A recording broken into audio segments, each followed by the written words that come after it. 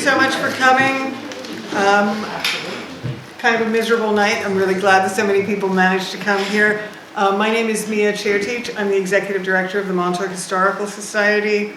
And we are here in the Carl Fisher House. This is one of our 4 properties that we manage. And it was a house that Carl Fisher built for himself and his family. And we're very lucky that East Hampton Town purchased it with CPF funds and are allowing us to have a little center here, eventually museum, cultural center, and this is our 2nd lecture in our spring lecture series.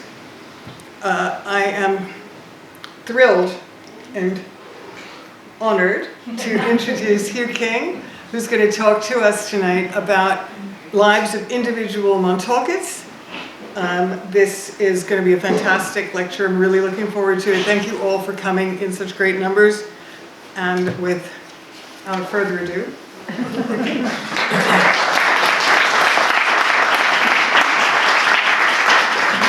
Thank you, Mia, and thank you all for coming, and I'd like to thank the Montauk Point Historical Society for inviting me here.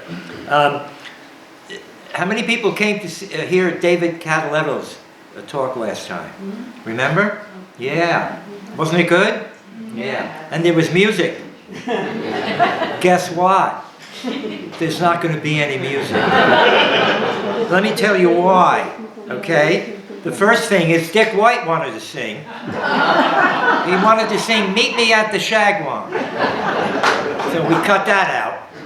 And then Ariana and Claire wanted to do a rat song, Chilling at the Lighthouse. And then Mia and her husband wanted to croon Who's Sorry Now. So you got saved from all that, okay? I also like to thank Andrea Meyer of the Long Island Room for helping put these images together, and Ariana now for putting them up here on the screen, so if you don't like the images, you know who to blame. And then I especially want to thank Jim Devine. Jim Devine and I spent countless emails going back and forth where he helped me clear up many misconceptions and gave me information that I didn't know. We are filming this tonight, and we're going to save a piece of this film for Jim Devine. So Jim, if there are any mistakes, I'm blaming you. Let's start with this picture right here. This is 1924. Right, the man in the middle is George Lewis Fowler, who we'll be talking about. The young man, the second from the left, is John Fowler. We'll be talking about him. The woman next to him is Pocahontas Pharaoh. And down all the way on the left is Marguerite Fowler Laporte, and we'll be talking about her. And over there is another pharaoh who married a Banks, and we'll see where she lived, I think, tonight. Okay? Okay. Let's go to the next one. All right, there's Chief Red Thundercloud Ortez on the right. Now, he was not a Montaukett, and much of his Indian ancestry has been questioned, but what's important about him is he saved a lot of these photographs you're going to see tonight. It was him who got these photographs, put them in albums, so we were able to see some of this tonight. So I certainly want to thank him. Okay, let's go to Quashawan, okay, or Heather Flower. It's difficult to ascertain the true early history of much of the Montauk Native Americans due to the fuzzy references in our town records and the ethnocentric bias that influenced much of the history written about them. This bias greatly diminished any thought of Native American women playing a dominant role in community decision-making. Since men were writing the history and keeping the records, they assumed, as the white society, that women had no part in government. Also, the authorities who kept the records tended to assign the male gender to any leader who was not clearly identified as a woman. Native American men's deeds were also thought to be more important because they involved battle and hunting, while women were involved in less glamorous activities as planting and harvesting. But because of a highly informative, well-researched article that was in the Long Island Historical Journal, spring 1991, we have somewhat clearer picture of one Native American woman. She was Quashawan, daughter of Wyandank, a prominent sachem of the Montauks. Quashawan was said to have been a sunk squaw, a woman who had a dominant role in community affairs. After Wyandank died in 1659, the English, who made it a habit to declare a hereditary system of succession on the Native Americans, it was easier to deal with one person rather than a council, recognized his wife and son as the new leaders of the Montauketts. When they both died 2 years later, Quashawan, because she had no son, was declared the new leader. The English probably hoped that she would follow the same policy of cooperation and accommodation that her father Wyandank had established. Wyandank has thrown his lot with the English settlers rather than the Native Americans to the north, in the hope that the tribe would not suffer the same fate as the Pequots, which were pretty much annihilated in New England. Okay, now, here we go. Quashawan, her name appears in the town records, but we're going to find out that's not true. Quashawan's name appears in the town records from 1664 to 1666, and her chief function was to deal with land acquisitions and land disputes. She entered into an agreement with the town to preserve the Montauk's rights to 4,000 acres of land east of Fort Pond, which prevented for a time the Montauk erosion of land to the white settlers. Quashawan also successfully challenged the boundaries of a land parcel sold to Richard Smith by Lyons Gardner's widow. She also agreed to allow East Hampton residents to graze their animals in the Montauk's lands by keeping the land in the hands of her people. All of this proves futile as the town residents and government gobbled up most of the Montauk's lands. Now here comes the story.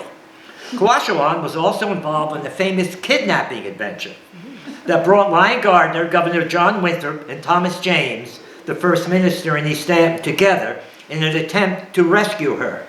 It seems that Ninigret, a Niantic sachem, was at odds with Wyandank. Wyandank had exposed Ninigret's scheme to unite the Native Americans in southern Connecticut and eastern Long Island and kill off the English.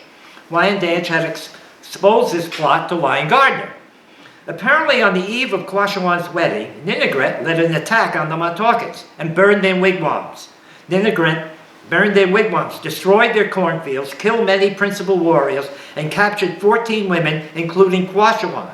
Her future husband was among those killed. Wyandank then appeals to Lyon Gardner and Thomas James, who writes to the governor, John Winthrop, for help. Emissaries are sent to obtain the release of the prisoners, but are rebuffed. The English were also reluctant to get involved in any Native American disputes, so nothing was done right away. Finally, Ninigret, hearing he might arouse the ire of the English, appears to have given up the prisoners for wampum and goods from Lyon Gardner and Thomas James. That may not be true, because that story was told by the Gardners. Surprise! Here's what John Strong writes, okay? The English repaid Wyandank's services a few years later in 1653 when Ninigret, his old nemesis from Rhode Island, raided Wyandank's village, killing about 30 of his men and seizing his daughter Quashawan and 14 other captives. The Montaukett sachem turned to Reverend Thomas James of East Hampton for help. In 1654, Roger Williams, governor of Rhode Island, reported that Ninigret had released the captives upon the meditation and desire of the English. Now, the kidnapping of Wyandank's daughter was later celebrated in local folklore. The story was told and retold, and of course embellished over the centuries. In 1840, David Gardner, one of Lyon Gardner's descendants, wrote the earliest account of the incident. Tradition has it, there's the first mistake, tradition has it, okay? So that the raid took place during the festivities celebrating the wedding of the daughter. Other accounts further embellished the tragic event, adding that the cruel Niantic warriors had killed her intended husband. Although none of these details are documented, local historians have repeated the story of the wedding feast many times, okay? And then we write about the sunk squaw, okay? I got it upside down, that's not going to help. Okay, Wyandank's widow, who unfortunately is not named in the colonial records, of course, because the men were writing it, emerged as a sunk squaw of the Montauketts during these troubled times. Female leaders are not usually in Algonquin communities Women in chiefly lineages also assumed positions of authority over their communities.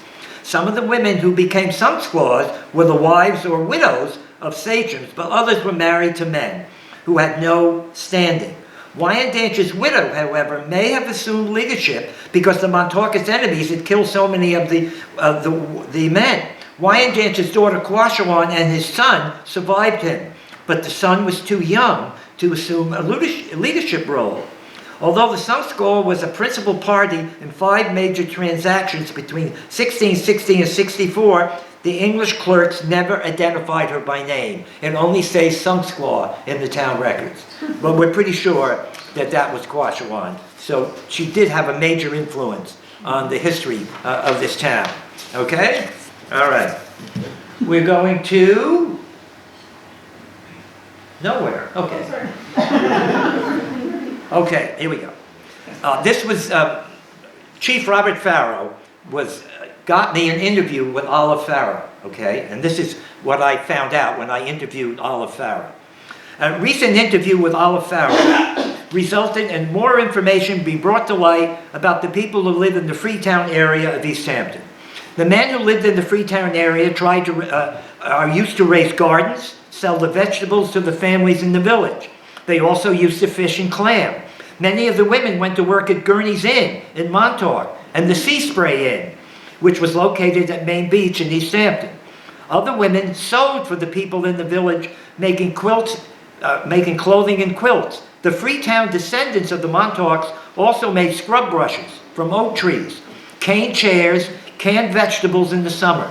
They were dependent on the people in the village for their livelihood. Chicken, pigs, and ducks were raised and flower gardens were kept.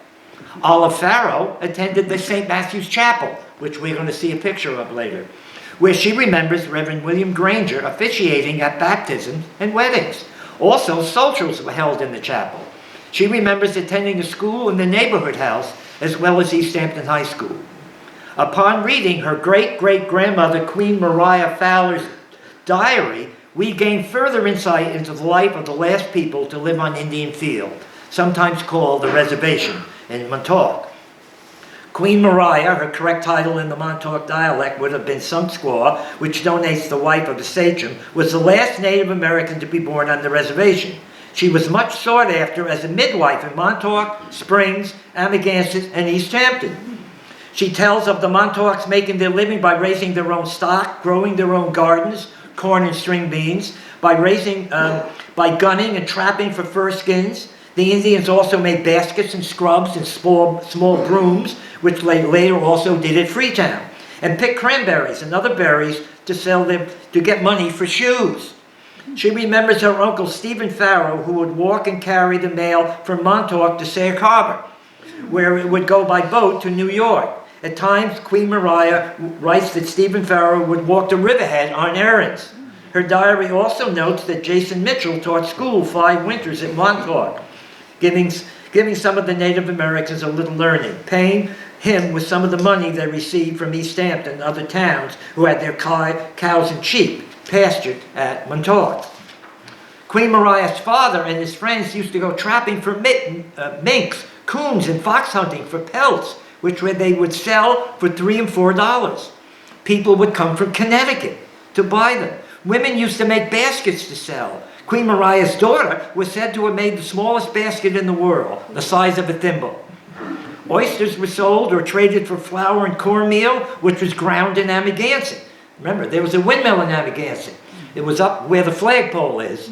And then it was moved to Windmill Lane, yes. And it burned down in 1924, all right? Okay, and East Hampton, of course, East Hampton has 3 windmills. The Hook Mill, the Panago Mill, and the Gardner Mill. The Montauketts used to get all their food for the summer, food in the summer for the winter, barrels of flour and sugar, because sometimes they were snowed in for months at a time. Winters were spent fishing for perch, after which they chilled and boxed. They were chilled and boxed to be sent to New York. The boxes have to be carried to Riverhead to be shipped. The horse and wagon would be the Montauk's only means of travel besides walking, and Queen Maria marveled that people were traveling in the air above the clouds.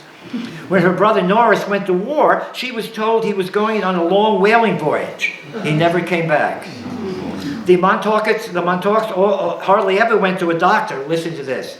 Herbs were gathered, and the older woman would come in with the herbs and fix them when someone was sick. People got well, too, she wrote. Queen Maria also wrote that more herbs should be used to cure sickness instead of the knife.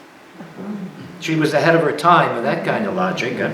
After her husband died, Queen Maria couldn't stay at Montauk because her boys were too young to make a living. In 1885, Frank Benson, son of Arthur Benson, promised to give her $80 a year as long as she lived, and also promised to educate her children. The money stopped coming after a few years. She came off Montauk. Notice, you don't go on and on Montauk, you go off Montauk, right? And you go on Montauk. She came off Montauk to live with her sister, Olive, in Freetown. Her house was burned to the ground, as was her father's. When she went back to Montauk, everything was gone, including all her husband's papers. Queen Maria's great-great-granddaughter, Maria Pharaoh, has a copy of that 1885 deed to land at Freetown that Queen Maria received from Frank Benson, and I saw it. There it was. The diary ends with, "Those were the happy days and how I've longed to be back home and live the same life over again, but it's too late. Those days will never return." Okay? Okay, we're going on, Ariana. Okay, this is John Horton and his wife, Julia Montgomery Horton, outside their home in Freetown, section of East Hampton, around 1900. The couple married in December 1885 and brought up two boys, Morgan Raymond and William H. Horton. John was the son of Betty and John Fowler, known as Blind John. Jeanette Edwards Rattray described a painting from the Georgia Life Saving Station from 1871 showing Blind John Horton in a dory hall sailing with Captain Nathaniel Dominy Sr. John followed in his father's footsteps as a whaler. John's sister, Sarah Melissa Horton, married George Fowler, we'll see them later, and resided in the nearby recently restored Fowler House. John and Julia lived on 3 Mile Harbor Road, a couple of doors away from the present-day site of the neighborhood house. Like the Fowlers, the Hortons were usually labeled as black in government records, but they also identified with their Native American heritage. Red Thundercloud collected and probably copied this photograph. In his caption, he focused on the skill of indigenous whalers and how the Montauketts taught the early settlers offshore whaling. We know that. John Horton supposedly was the last Montaukett to ship on whaling voyages and travel around Cape Horn. The last local whaling voyage left Sag Harbor in 1870, when John was only 18. So he probably left the area to work as a whaler, traveling to somewhere like New Bedford, as local young men did. By 1900, the census lists John Horton as a laborer, and his wife Julia is identified as a laundress in 1910. The Hortons were active in the community, and John Horton's whaling stories are fondly remembered. The newspaper records Julia Horton hosting the Colored Oddfellows and the Sisters of the Household of Ruth. I have no idea what they are. By 1916, the house appeared in Raymond's name and John lived to be 88 years old, dying in March of 1940. All right, that's John Horton. Okay, now King, here we go. The English always like to label people kings and queens. We have no idea that the Montauketts even thought about this way, but this was a way to flatter people, elevate their status, so then they could deal with them. But this guy really did a lot. This is Wyandank Pharaoh. His correct title probably would have been Sachem. The early English, in their attempt to bloat the ego of Indian leaders, referred to them as kings and queens. Wyandank Pharaoh was the son of Queen Maria and King David of the royal family of the tribe. He was born in a wigwam in Indian Field on Montauk and was one of the 5 children in the family. As a boy, Wyandank roamed the Montauk Peninsula, hunting ducks and geese, which he sold to the white settlers on Montauk and in East Hampton, helping to bring in money which aided this family to survive. He was generally recognized as the legal and rightful sachem of the Montauketts, although the Eastville section also claimed to be leaders in the Montauk. He was 37 years old at the time of his death. He stood 6'4". He was a skilled hunter and fisherman and was employed as a carpenter for Wilson's Bottling Works in Sag Harbor for many years. But he did something way more than that. It's not included, okay? Wyandank Pharaoh in 1895 made a research trip to Brooklyn and Washington, D.C. to gather evidence to pursue a claim for restoring the ancient tribal lands to the Montauketts. In 1897, Wyandank Pharaoh instituted a claim against the LIR to recover ancestral lands. In 1907, he brought suit against the LIR and Benson heirs to try to regain Montaukett lands. He claimed living in Freetown claims the existence of at least 25 Montauketts. And he wrote a letter to the East Hampton Star in 1917 attesting to that. And he ended the letter with plenty of law, but very little justice.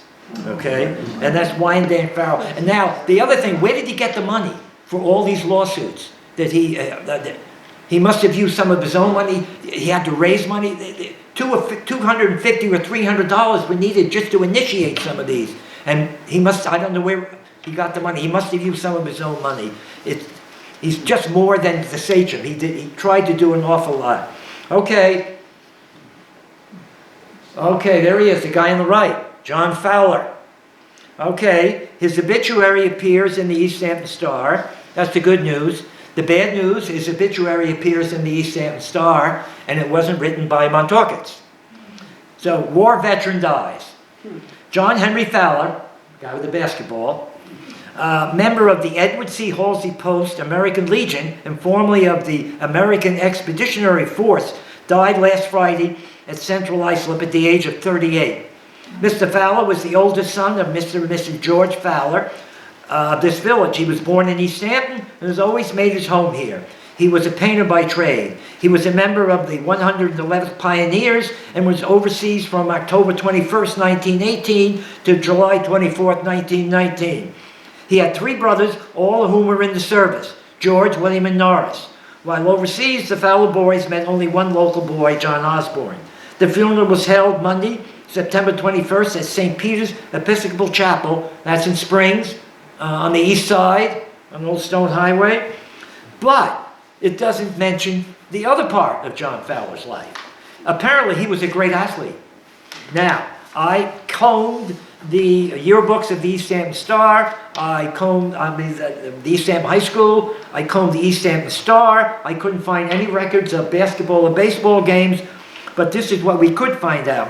He was said to be an outstanding all-around athlete and dubbed by writers the Jim Thorpe of Long Island. He participated in the centennial celebration of East Hampton's history in 1924, and Alfred Brown, I.Y. Halsey, and Leroy King told of the time he pitched 27 innings of baseball on several occasions to lead East Hampton High School to victories. Not in the obituary, because it wasn't written by the Montauketts. Okay, now we got George Lewis Fowler, and there he is. When I got to Home Sweet Home, I found this postcard. I'm going, who is that person in the back? We see him? Well, that's George Lewis Fowler. All right, George Lewis Fowler, he's the one who lived in the Fowler house that we're going to be talking about. Descendant of the Montaukett Indian rulers, died in Southampton Hospital in the 70th year on January 1st after a long and serious illness. He had been a patient at the Southampton Hospital for some time before his death. George Fowler was a familiar character in East Hampton and was a trusted employee of many summer residents from whom he had worked as a caretaker. 40 years ago, he worked at the Thomas Moran Place. The Thomas Moran Place is a National Historic Landmark, and if you saw the gardens there, he had some job to do, because Mary Nimmo Moran kept those gardens, and he was the one who kept them. And next door lived Edward Osborne. You know that big white house on the corner by the light, by the pond? Well, it was turned around. It was facing the street. There we go. And Edward Osborne lived there. He worked on that garden, too. Okay? He also worked at various times as a gardener and caretaker for Dr. Edward Osborne, that's the guy in the corner, Louis de Koven, Miss L.B. Bach, and the late Gustav H. Bach at Home Sweet Home Cottage. He was the gardener at Home Sweet Home. And then, when the village bought it, they continued to hire him, working on the gardens at Home Sweet Home. So now we know who that little guy is in the picture. And there he is, in the middle. That's George Lewis Fowler. Good. Thank you, Ariana. Ready to be on the ball, all right. He was born in Montauk, the son of William Fowler and Mary Fowler, and came to East Hampton when he was 21 years of age. His sister Maria married David Pharaoh, the last king of the Montauks. Maria is now Mrs. Edward Banks, and I think she lives in the area around the Fowler house. We're going to see a Banks house when we get to the map. He married Sarah M. Horton, and they had 4 sons and 3 daughters. 3 of their 4 sons served overseas in the World War. John Fowler, their oldest, died 6 years ago. We talked about him. Surviving are George, William, and Norris Fowler, and 3 daughters, Mrs. Marguerite Laporte, Mrs. Eliza Beeman, and Miss Maria Fowler. He attended St. Matthew's Chapel, we're going to see that, where funeral services were conducted. And Thomas Moran, the great landscape painter, brought a gondola back from Venice. And he put it in Town Pond and it sunk. So then he put it over in Hook Pond. And you know who paddled that around? George Lewis Fowler. There's a picture of him. Richard Barons and I didn't think it was him, but Steve Long of the East Hampton Historical Society found a newspaper article saying it was George Lewis Fowler tooling that gondola around. Okay? There's the Fowler. Oh. That's the next one. Did I skip the women? I'm trying to find the Fowler house. See, you better hope I don't sneeze because this is going to go. Where is my thing about the Fowler house? Okay, hold on. The Fowler house. There it is. Okay. Okay. This is where Jim Devine just straightened me out on so many things, okay? The house was owned by George and Sarah Melissa Horton Fowler from 1885 to 1930. The house was said to be built in the 19th century. Now here it gets iffy, of course. There is evidence of structural material from Montauk that were used to build the house. There's one beam found below the floor that dated from the late 18th or early 19th century. There's a beam with Chief David Pharaoh's initials on it. Well, he was from 1838 to 1878. The last person to live in the house was George and Sarah's grandson, Leonard Horton, who died in the early 1980s. The Fowler house, whether it was moved from Montauk or built entirely in Freetown, is the only original home of the Montauketts connected to their removal to Freetown. Okay? George Fowler's wife Sarah had a separate lot and a cottage, and it became her husband's when she died in 1926. And then George Fowler sold a lot next door to Joseph Laporte and his wife Marguerite for $1. Now, you know who Joseph Laporte was? You ever hear of the Seychelles Islands? They're off the coast of Africa. Well, Joseph Laporte and Francis Laporte somehow make their way to East Hampton. Joseph went to work at the fish factory and Francis worked on the railroad. And Francis and his wife Nettie raised foster children, over 40 of them. One of them was Jim Devine. That's why, and he lived right in that area. That's why he knows so much about this. Okay, well, he might. Jim, if it's wrong, you know, Jim, okay, here we go. Okay. The most important aspect of all this is that the Montaukett Freetown Band continued as a family and tribal unit living close to each other into the late 1960s and 70s. Nobody just left. They all didn't leave, okay? And then, because of the late, great Benny Krupinski's construction company, the house has been restored. Even after Benny died, his company went on and it's restored it. And now they're making plans, I hope, to do something. Okay, what's next? There's Marguerite. Okay, Marguerite. Marguerite was the daughter of George Lewis Fowler and Melissa Horton Fowler. She was one of the 8 children of the Union. She went to East Hampton High School. She was dubbed, 2 other children died in infancy. She married Joseph Laporte, a native of the Seychelles Islands. She was born and lived her entire life in the Freetown hamlet. She had 1 son, Alexander, who died in the 1950s. She passed away in 1944, and she was a bead worker, and some of her beads have wound up in the Indian collections of the University of Indiana. How come they're not here? It was done by this guy named Dr. Frank Speck, who was a professor of anthropology. You know, I didn't know this. You know when they're building the new health place down in Panago? Well, guess what was right to the east? A Native American cemetery. And in the 1920s, they unearthed the whole thing. And this guy Speck, I think, was part of it. All right, so that wasn't good. All right, there's Marguerite. Okay, Ariana, how are we doing on time? Okay, we're doing it. Oh, where's the chapel? Can we do the chapel next, Ariana? You see church? Okay, all right. Or do you want this? There we go. Okay. Now, first of all, the people who lived there, Helen Hillman, who was married in that chapel, and Leroy DeBoard, who went there to Sunday school, they did not call it the Freetown Chapel. They called it the St. Matthew's Chapel. Okay? So, the oldest document in the archives of St. Luke's Episcopal Church is a deed, or a contract, the document dated July 28, 1852, and by the terms conveyed by Mrs. Walson, a small tract of land on the west side of 3 Mile Harbor near the settlement house was going to be built. It stipulated that Mrs. Pell was to promise to build on the land a building to be used as a Sabbath schoolroom and a place for religious meetings and for other purposes whatsoever, no other purposes. A small frame building was built and for many years was non-denominational. There were wooden pews sitting at least 40 or 50 people, a bell in the steeple, a pot-bellied stove in the back, and a stained glass window behind the altar. The late Robert Cullum, who lived next door, was the official caretaker. For many years, the ladies who looked after the chapel formed the St. Matthew's Guild, which met bi-monthly at the East Hampton Neighborhood House. The society disbanded after the chapel was moved by Dick Sage down to East Hampton Point in 1976. But this building is still standing. This is the second oldest church building in the town of East Hampton. The oldest church building is in Eastville, St. David's AME Zion Church. So the two oldest church buildings have affiliated with African Americans and Native Americans in the town.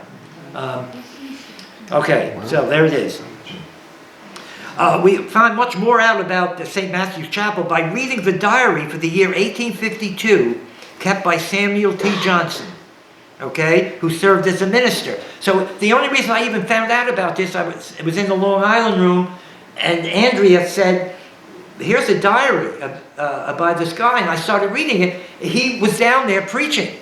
He was preaching to the Native Americans who were there, the African Americans, and the white settlers were there. And in one of his last speeches, is the white people were told to stay away from the meetings by a Presbyterian minister, they might not crowd out the blacks.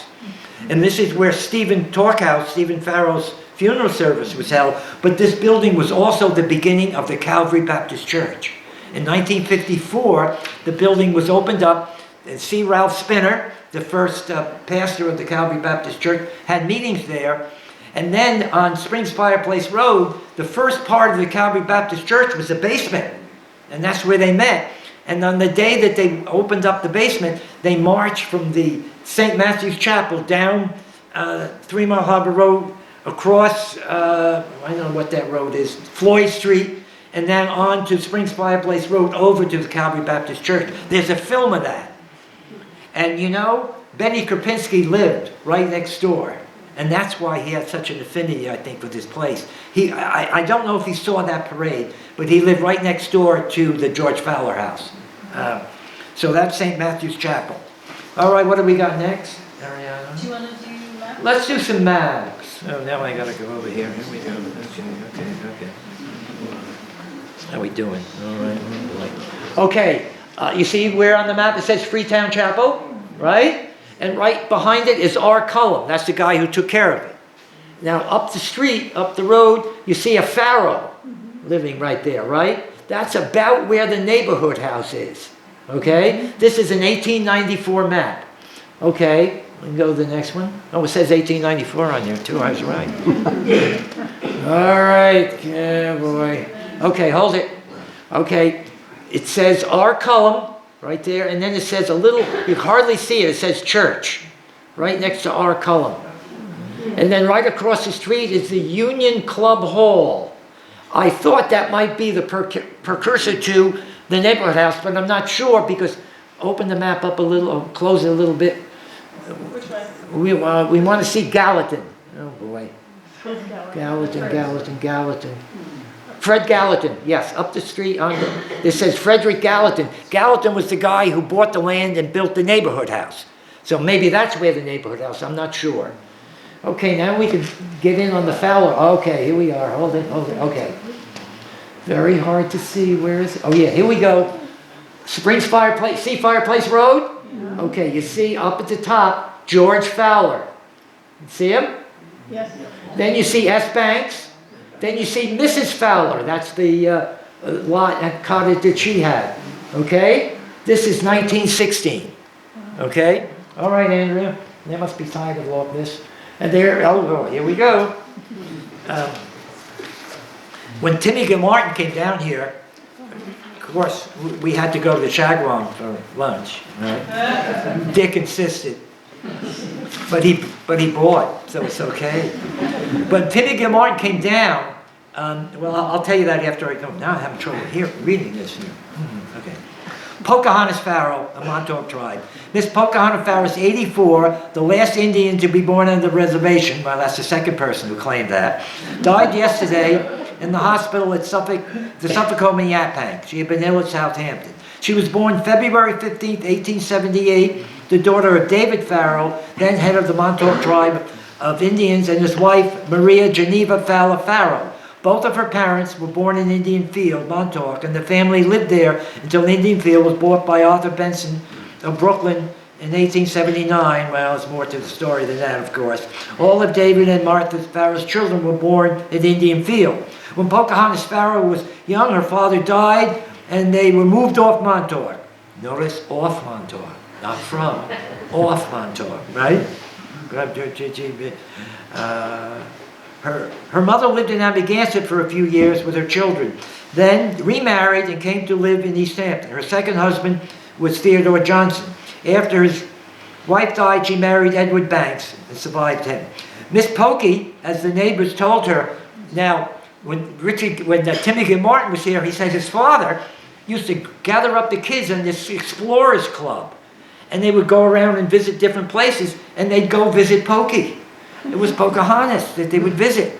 I don't know. She must have been in East Hampton someplace. She wasn't in Montauk. I wish she was here. I wish I remembered more of the story. Okay. Miss Pokey, as the neighbors called her, had many friends, all parts of town. She was industrious, always friendly. She was a janitress for the telephone company offices from the time they occupied the present corners on the corner of Main Street and Newtown Lane, where that famous historic landmark El Tahari was. I don't know. She was skilled in beadwork, like her Montauk Indian ancestors, who made baskets and reseated the flag-bottom chairs. Now, when the East Hampton Historical Society had a Forefathers Day some years ago to demonstrate the handiwork of East Hampton, Miss Pharaoh showed how the Indians scrub baskets were made. And there she is on the day of the Founders Day. There's her picture. Okay, we're going to end now with there he is. We started this whole lecture tour with Stephen Pharaoh, and now we're going to end with him, okay? Well, okay. There's good news and bad news. I found the obituary in the Sag Harbor Corrector of Stephen Pharaoh. It's got to be the first obituary ever written about a Montaukett. That's the good news. The bad news, there's an obituary in the Sag Harbor Corrector about Stephen Pharaoh, which misses the point. You ready? King Stephen, right away, he's the king, he's not the king. Stephen Pharaoh, generally recognized as the king of the Montaukett since King David's death last summer, has also gone to his fathers. He died at the house of his son-in-law. I didn't know a lot of these things about Stephen Pharaoh, though, in this obituary and in the funeral service, okay? He died at the home of his son-in-law, Ben Cole, in Freetown. He wasn't walking along a trail in Montauk and died. He died in Freetown. okay, after a short sickness, his disease being quick consumption. He had been in hell for some time. We believe Stephen never went through the formality of an election as king. No kidding. According to the old custom of his tribe, no. But he was generally recognized as the head of the tribe, the children of David underage. Now here it comes. Stephen Pharaoh was in his physical and mental characteristics more truly aboriginal than any of the remaining Montauks. He had some personal merits above those of the ordinary Indians, and he was looked upon as a fine specimen of his race. This is the old credit to your race trope that they use. You're a credit to your race. And you know where it first appears? Hattie McDaniel. No, it appeared way before this. Hattie McDaniel wins the Academy Award for Gone with the Wind. So they pretty much write her speech for her. And in the speech, she says that she's going to try to be a credit to her race in the movie. And this is the same thing right here. And they tried to do that to Jackie Robinson, and he said he was a credit to the human race. Right? Okay, Stephen. His age was 58 years old. His funeral service was preached by Reverend J.D. Stokes at the Presbyterian Church on Sunday from the text, "Put thine house in order, for thou shalt die and not live." That's pretty inspirational. And then it says, this is 1879, but the Montauk tribe is nearly extinct. Wrong. All right. Now, I found two long columns. You know, the Sayakaba corrector is like this. 2 long columns of the funeral service of Stephen Pharaoh. Oh, that's the good news. The bad news? I found a 2-column. All right, here we go. The funeral of a pharaoh. But this brought up one point that we've been debating. Well, I won't tell you the point now. Okay. King Stephen Pharaoh of the Montauketts, who died on August 28th, and last was buried from the African church in Freetown. His coffin was of stained pine and was paid for by the town of East Hampton. It cost $12.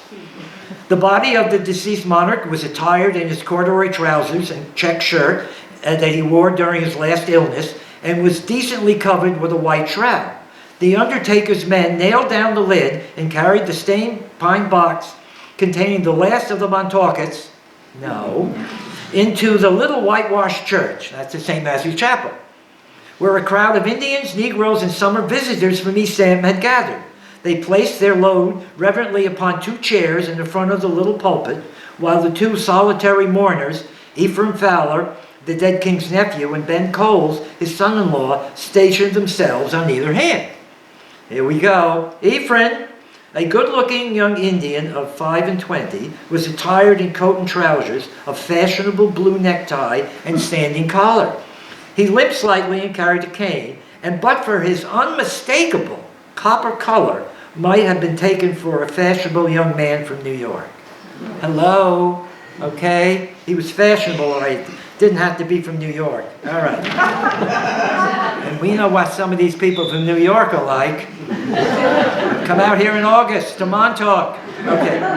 The dead king, though a widower at the time of his death, was engaged to be married to Amelia Powell, who lived in Mauritius. She had promised to be present at the funeral, but met with a breakdown on the journey and did not arrive till after the service. The Reverend John D. Stokes, pastor of the First Presbyterian Church of East Hampton, preached the funeral sermon of the dead chief, taking for his text the 38th chapter of Isaiah, the first verse, "Set thine house in order, for thou shalt die and not live."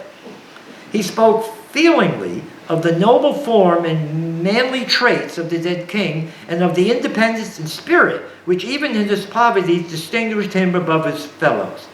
He had once professed religion at a revival in East Hampton, and during the last year of his life was believed to have lived fairly up to his professions.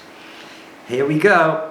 He had no conspicuous vices, drank but seldom, and rarely if ever to excess, and was in general a peaceful and orderly citizen.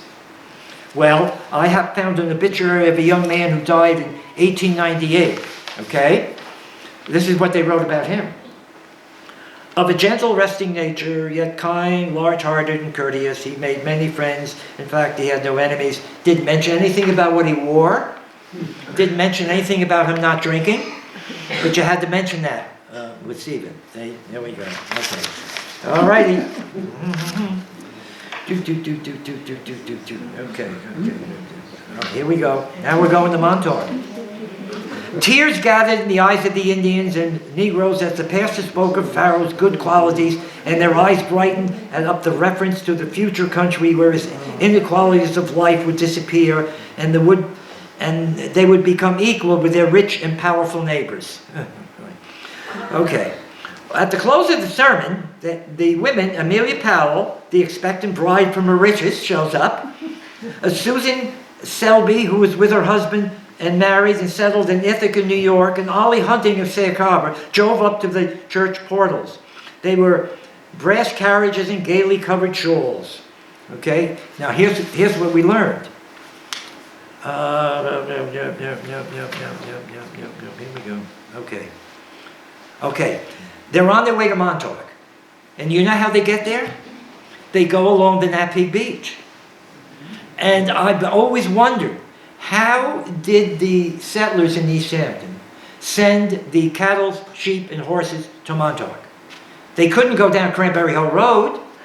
They couldn't go down, there's no Montauk Highway. How did they get there?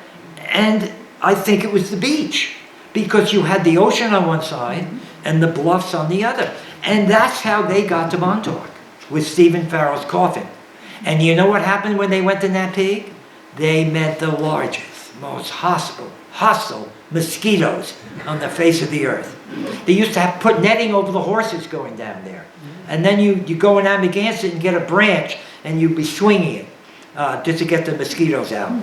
So they takes him down to Montauk, and then he gets buried in the cemetery on Pocahontas Path, right at the end of Pocahontas Path. So even though it's a notice of the funeral ceremony, it's filled with so much, ethnocentric bias that it's just hard to read today. And now I can't find the final. The final, maybe here it is. You better hope I don't sneeze, because I want to talk about. I'm going to end now with the Stephen Talk House. Okay, the Stephen Talk House is a bar and restaurant in Amagansett, right? It was originally the home of Erastus Barnes, who was a round-the-world whaleman. And his whaling logs are in the Long Island room of the East Hampton Library. Okay? You can go there and read them. It remained in the Barnes family in the early 1900s. There was a Barnes living there. Then it became the Amagansett Inn. Nettie and Nick Catalano ran it. It started in the late 1840s. Then in the late 60s, it became Callahan's, but the guy who owned it got in so much trouble with the law, he had to give it up. And then Buddy Ponick and some of his fellow investors bought it. So my friend Evan, who's probably sleeping back there now, he asked Buddy, why did you name it the Stephen Talk House? And Buddy said, well, there's so many other places named after people in East Hampton. There's nothing named after a Montaukett. So he named it. That's why the name came. Now, you'd think having a bar and alcohol would be adverse to Native American history. But if you've had an accident, if you had a health scare, your house burned down, you go to the Stephen Talk House and you can have a benefit there and you don't get charged. So many families have raised money through that. So Stephen, he's still doing a great job. That's it.